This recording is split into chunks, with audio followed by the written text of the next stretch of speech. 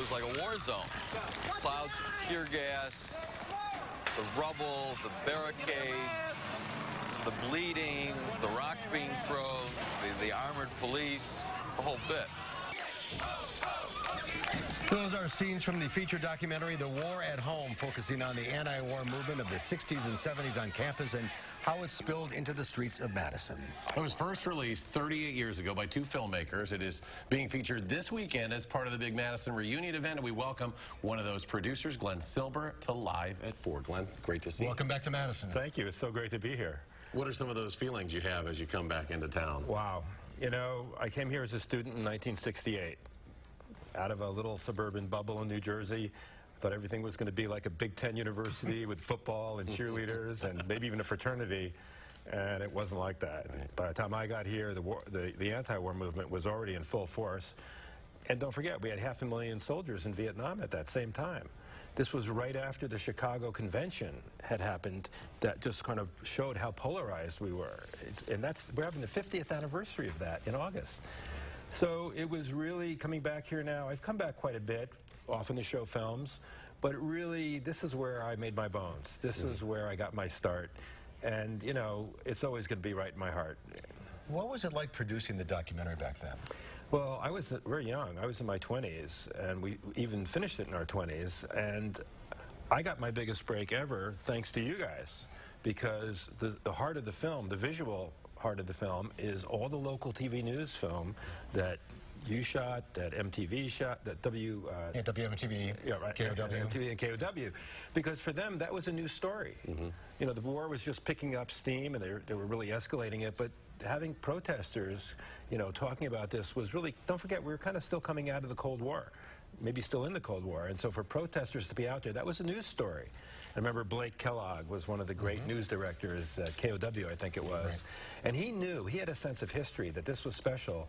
And what my biggest break as a producer was, before he left, he made sure all the news film shot there from 1959 to 1972, really spanning the whole decade, was donated to the Wisconsin Historical Society. And I'd been up there banging around looking for photos, home movies, anything I could find, and I was really mostly striking out. And then one day, the guy who ran the whole film department there, a wonderful man named George Talbot, said, "Silber, get over here. Today could be your lucky day." And I said, "Well, I could really use some." He said, "Well, here's the deal. We just got this humongous collection, and we don't have a clue what's in it, and we don't have the money to go through it. But if you want to clean the film and fix the splices, and most of all, tell us what's there, we'll make you," I guess you call it a sweat equity deal.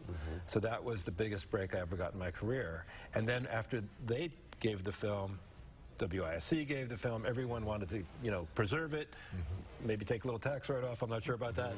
But basically, it was just a tremendous opportunity. So we studied what were the key events, who were at the key events, and what existed already on film. And it was pretty sort of simple in a way. The problem we had was we didn't have any money. So that took a while to raise that. And now, 50 years later, this becomes kind of an important historical document in many ways. Classes watch it to really remember, yes, as time goes by, what Madison was like at that time. Well, I think it's important in a lot of ways. I call it foundational history. I don't think we could have the kind of women's marches or the teenage youth anti-gun violence marches if we hadn't gone through that experience in the 60s and 70s. It really started with civil rights, but we pick up with the anti-war side of it. And I just feel like the film has a lot to offer, you know, and also this is the only feature documentary that exists on the anti-war movement. Of course, we tell the story through Madison as if it's a microcosm of what's happening everywhere, because everything happened in Madison.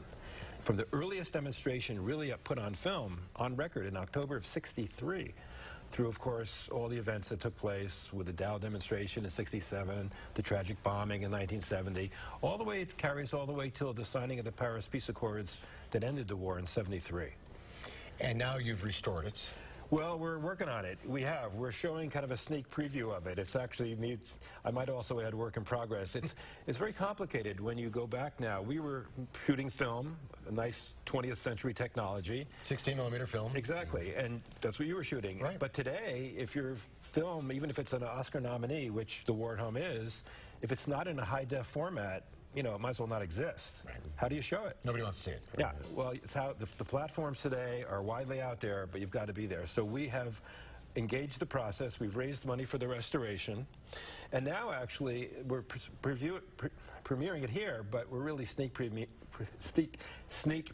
it because we're going to re-release it this fall, starting in New York. And there's a sneak I can't say it either. But you're doing it this weekend. Yes. 7 o'clock Friday and 2 p.m. on Saturday at the Cinematheque at Vilas Hall. And you have some other films that you're showing tonight. Yeah, tonight, because I was going to be here, I was invited by the Progressive magazine to show 2 nights of films. Last night we had a great screening of an old film my wife and I made called Atomic Artist, which was a short that played in front of a wonderful film, a new film on Martin Luther King that was incredibly moving. And then tonight I'm also showing 2 films, one of which I made as a student, I have to admit. It's a little educational comedy called Grow Your Own. And I'll leave that to your imagination, what we were growing.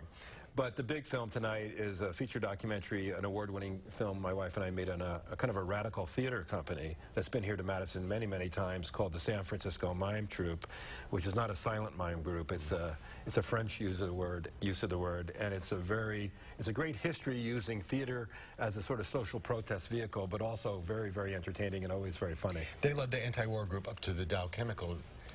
Yes, good for you. At Commerce Hall. You're hip to the I did a long piece last week okay. on this whole reunion, so what a great weekend it's going to be. Well, I'm really encouraged that we're going to have 900 people, all of whom are somehow connected to Madison and the anti-war movement. I feel that all of us really, those years in the 60s and 70s changed us fundamentally. Everyone in my family was a lawyer. Well, after that period of time, I wasn't so sure about that, and I was able to follow my own dream and become a filmmaker. My goal was always to save the world with epic documentaries, and I'm still trying to do that. Tonight at the Barrymore, and then this weekend on Campus, the War. Yeah. Welcome home. Thanks so much. It's great to be here. Great to see you, Glenn. Really appreciate it. Enjoy the weekend. We'll be right back.